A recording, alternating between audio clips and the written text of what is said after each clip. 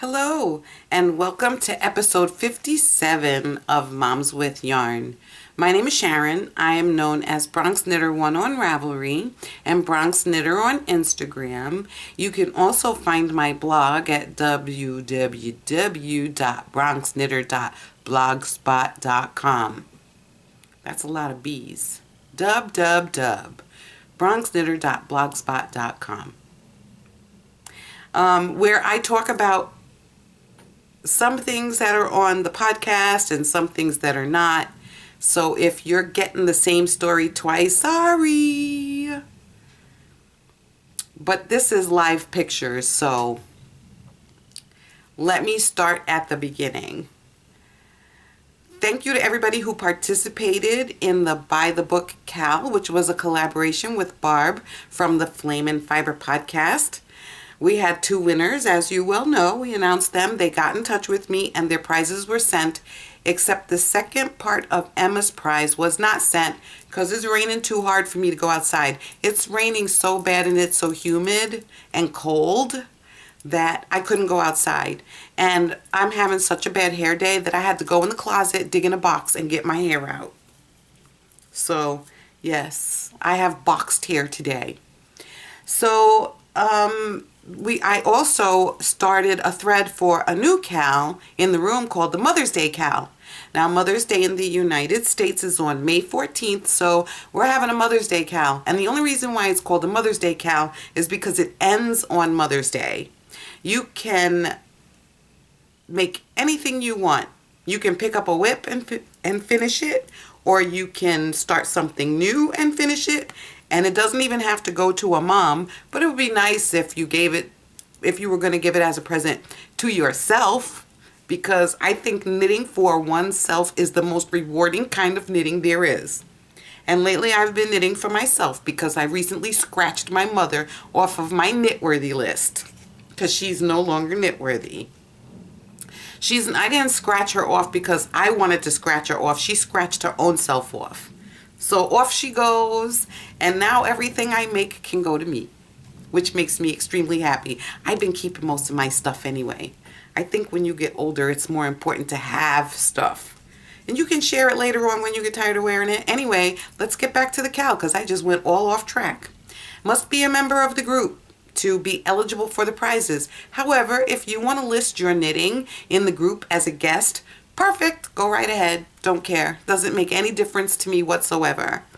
Must be a member of the group. Chatter is allowed. Whips are allowed. And it ends on the 14th. And if there's anything I left out or anything that needs clarification, just ask a question because I like to keep it simple. The prizes for the cal will once again be divided between the people who entered projects and the people who did the chatter. So there's going to be the prize for projects has already been picked out. And I know if you're participating in the Biggest Loser Stash Reduction Challenge, you do not want to see this prize, but I'm going to show it to you anyway, just in case you change your mind about having stuff. It doesn't say how many grams this is. Let's make believe it's no grams. Let's just fake like it's no grams. This is Sarah's Yarns Jagger Spun Heather 220 lace weight yarn in the walnut colorway. Oh, it says 2 ounces and it's 700 yards. So I purchased this in, I want to say 2009, 2010, and I'm pretty sure I probably had a plan for it. I just don't know what happened to the plan. In the beginning, I think when I first joined Ravelry, I was all about shawls, all the time, and they were lace weight or fingering weight, and so I'm pretty sure this was going to be one. So this is what the skein looks like. It's been in the bag. It never got used. I think I tried, but when I touched it and it was kind of rustic, I changed my mind. So walnut colorway. It's darker. It looks more red. This is the color. This is the more like the color back here. But up close and in the light, you can see Maybe you can't see. I don't know. Anyway, there's 4 skeins of this. 700 yards, 2,800 yards, 2 ounces each, and it's already packed up. The envelope's just waiting for your address. So that's the prize for the finished objects thread, and so we're gonna have a separate prize for the chatter thread, which may also be yarn. I'm not 100% sure yet. I'll figure it out. So thanks everybody for participating in the last cal, and I hope that you will participate in this Mother's Day cal. So if you've read the blog and this is, you know, a repeat, I'm sorry, but I have to tell this story because I didn't tell it last time. I told some of it last time. So you remember when I made this sock with using the Extreme 80 colorway of Gail's Art sock blank and ran out of yarn? And the people on Instagram advised me to just go ahead and make a second sock with it. And I did, using Expression Fiber Arts in the unicorn colorway. And I was not happy. You remember when that happened? Oh my gosh. Okay, so the pattern is Jewel Fair Isle Socks by Tina Whitmore, also known as Knit Wits, W-H-I-T-S. It's a paid for pattern on Ravelry. I used a US 1 2.25 millimeter. I made both socks and I was only happy with one. So one of the ladies at Knit Night claimed these socks, and when she gets back from vacation, she can have them because I don't want them. I want this one, but I don't want this one. So I'm going to keep them as a pair and give them to the person who I think is going to appreciate them as soon as I sew in all the ends and everything, because when they're for you, you don't have to do that stuff right away. So anyway, I made these socks and I was not happy with the outcome. I mean, I only like one sock, and that was that.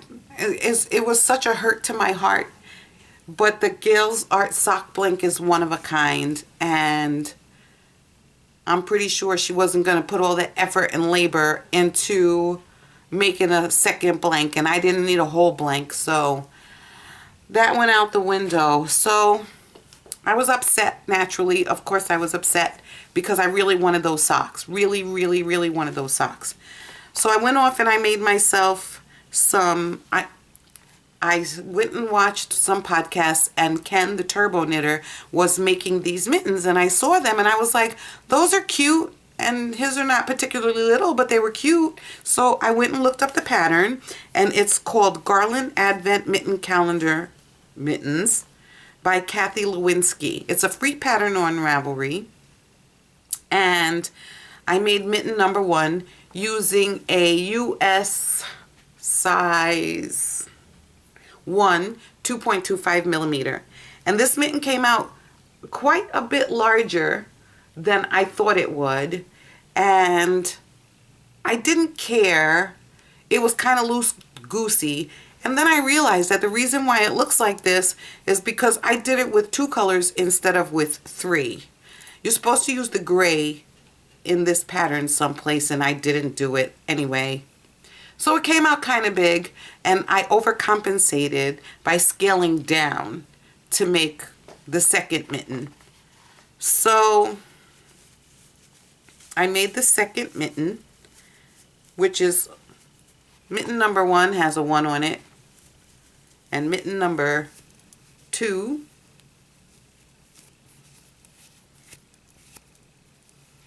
has a 2 on it, and this is the size I was looking for.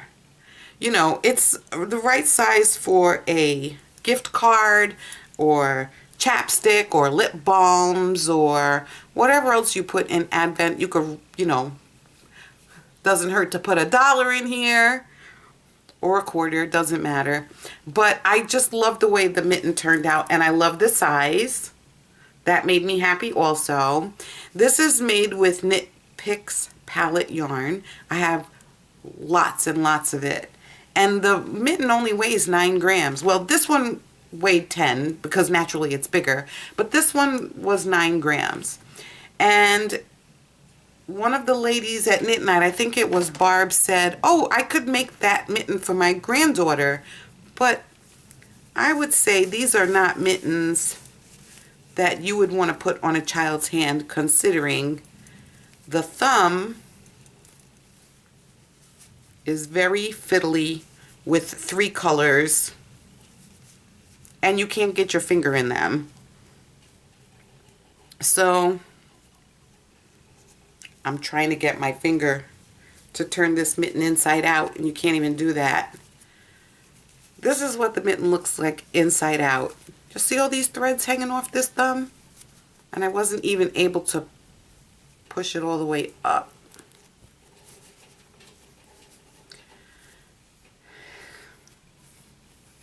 I could at least cut the strings, but who cares?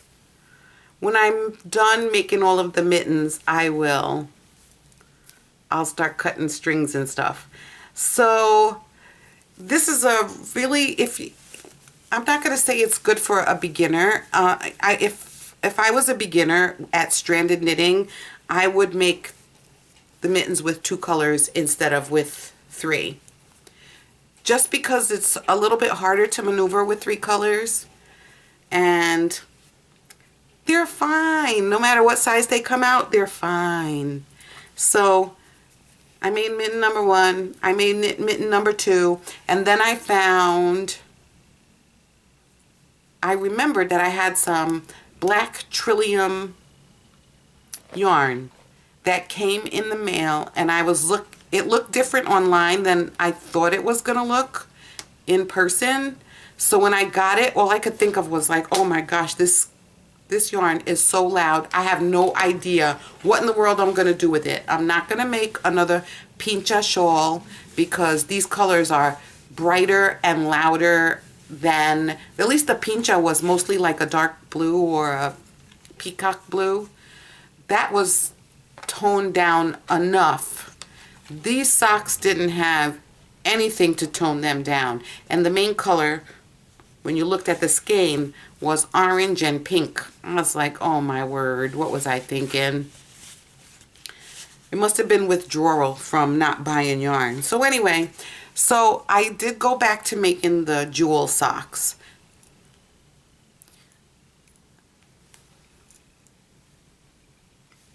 I was speechless. These are rainbowy delights. So I made the socks, and when I was making them, I'm still thinking, this sock does not compare to the Gail's Art sock. You know that song by Sinead O'Connor, Nothing Compares to You? Well, nothing compares to this sock. This is always going to be my favorite sock on the planet. But these are a very good second place. So I made these with a US 1 2.25 millimeter, the Jack Dempsey color, black Trillium fibers in the Jack Dempsey colorway, and of course Cascade Heritage sock in black. And the difference is I made the pattern go toe up, afterthought heel. Perfect, perfect, perfect. I love them. I am gonna take them off, and if I was going outside today, I would wear them, but I'm not going outside today because it's raining too hard.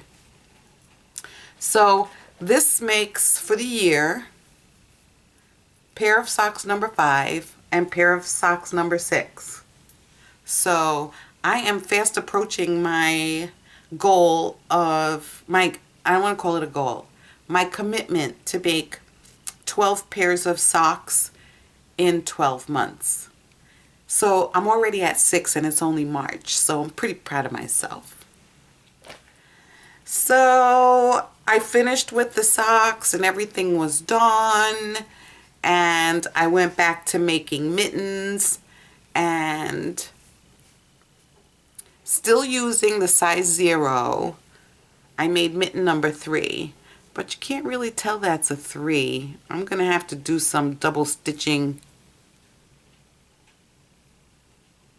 The top of the 3 came down 1 stitch too many now that I look at it. This shouldn't be there.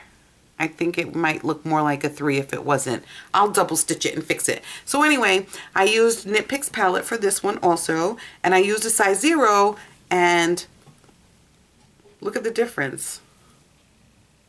Same needle for both mittens and different sizes.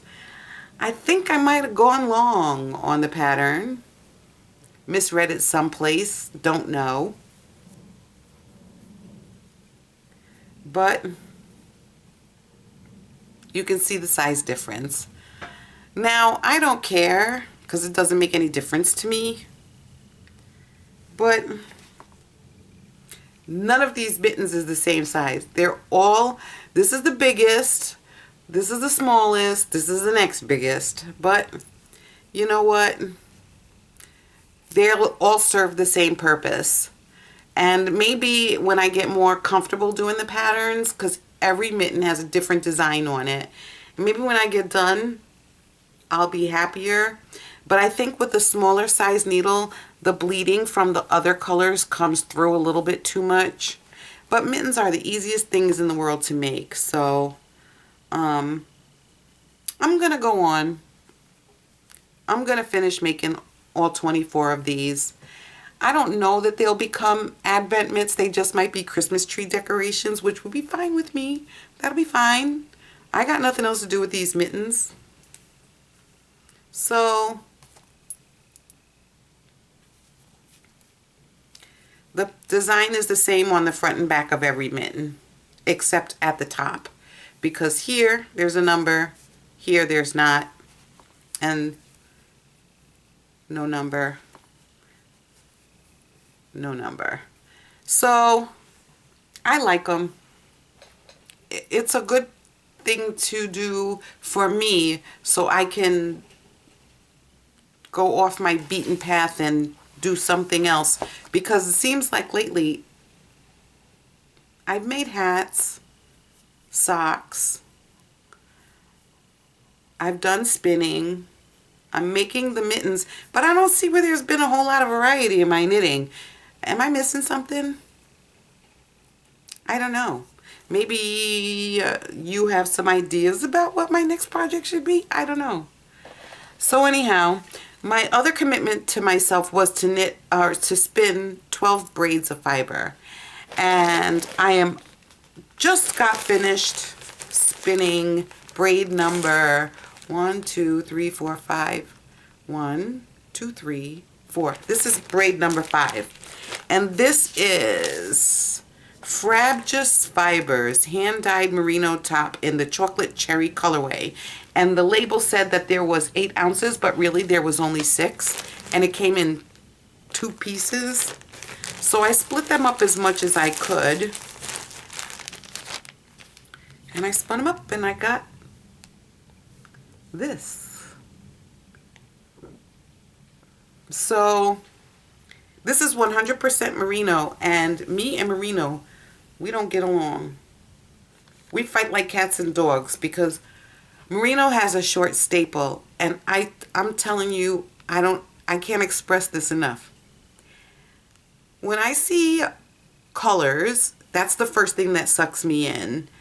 And then I don't care what the fiber is. And in the beginning, there was plenty of merino for every color sense that you ever had in your life. And I learned how to spin with merino, so I'm eternally grateful. However, I'm done with merino, but merino's not done with me because I have a lot of it in my stash. So this is, I'm going to say fingering to heavy fingering. That's what I'm going to say. That's my story. I'm sticking with it. So it hasn't been washed and whacked and done. It's not finished, so to speak. But it came out, I'm pretty happy with the fact that it is mostly even.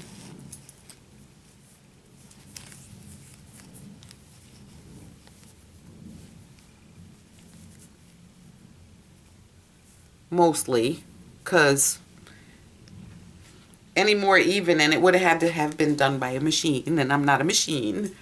So this is the yarn. It is a 2-ply. I don't have the yardage yet because it hasn't been processed. You lose,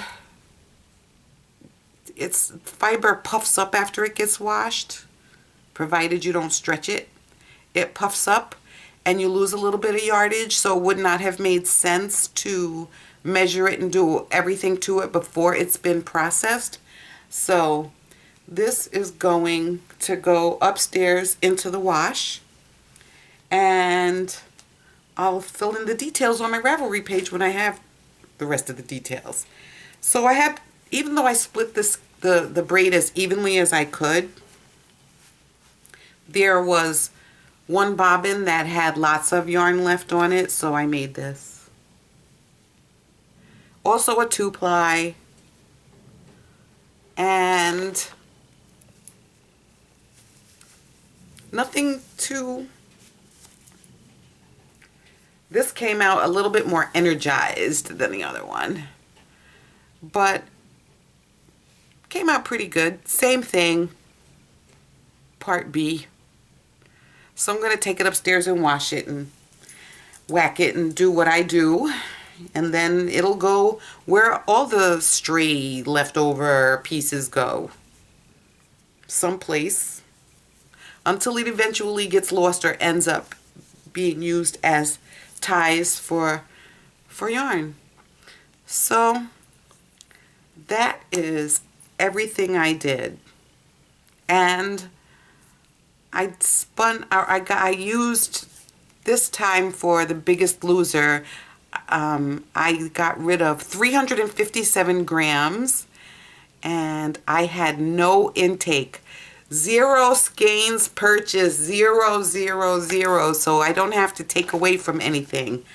What? I'm so proud of myself because I'm having serious yarn withdrawals. I don't go crazy buying yarn, but being off of it is crazy. That's crazy. I just, knowing that you can't do it, like, you know, you go on a diet and you say you can't have soda, can't have cookies, can't have chips, and then that's all you want. That's how I feel about yarn. So I'm gonna go back to knitting because knitting makes me not think about not having yarn, because my biggest problem about yarn is having. It doesn't have to be a particular brand, although there are some yarns that I haven't tried that I really, really want. And those people have been posting pictures of their yarn on Instagram. It's so hard to resist. It's so hard, but I am working on it. I'm working on it. So, you know, Teeny Button Studios, some of her speckled yarns. What? Lolo did it. What? And there's another one, and I can't think of the name of it, thank goodness, because I don't even need that inspiration. I try to stay off Instagram because I don't want to be tempted. I don't. I have enough stuff to do. And I already have picked out my next project. So I went to the 750 Stitch Dictionary, and I found a pattern, and I'm going to make... My son's girlfriend saw the winter-long cowl that I made for myself, didn't like because it was scratchy. It was made with some hand spun, and it wasn't that soft, and it was too wide. And so, but I made the shawl, or the scarf, twice. Once in a lace weight and once in DK weight. Scratchy DK weight. So I gave her that one. Her cousin saw it. My son's girlfriend's cousin saw it. And she now wants a cowl. Well, she didn't have to think twice because I'm not making the winter long out of hand spun for somebody I don't know, never met, and didn't see. Don't mind making her something, but it's not going to be that. The winter long cowl has a huge pattern repeat. Not happening. So... And I don't know if she's going to take care of the scarf or the cowl, because the cowl I gave my son's girlfriend is a hand wash, and I know she'll hand wash it. Her cousin, I don't know. So I found some ancient Wool Ease worsted weight, which is really not a worsted weight, in the chocolate brown colorway, and I balled it up. I'm going to use these two. I'm going to make the scarf 24, 25 stitches wide, and I'm going to knit till I run out of yarn, sew it in the middle, and hand it off. And hope it's long enough for her to double up, because that was her big thing. She wanted to be able to double it up. And I'm going to call it a day, because I'm not going to put a whole lot of effort into it unless I know that she's the type of person who's going to take care of it. If it's going to be thrown in the washing machine, it's not going to be hand spun. I'm just saying. So that is my next project, and I also have another braid of fiber that I want to spin. It's already been picked out. Merino again. Oh my gosh. I'm also going to get my drop spindle, because maybe there's going to be more spinning than knitting for the next podcast. And I think that is everything. So thanks for participating in the Cal. I hope you'll participate in the new Cal, and I will see you in 2 weeks. So happy knitting.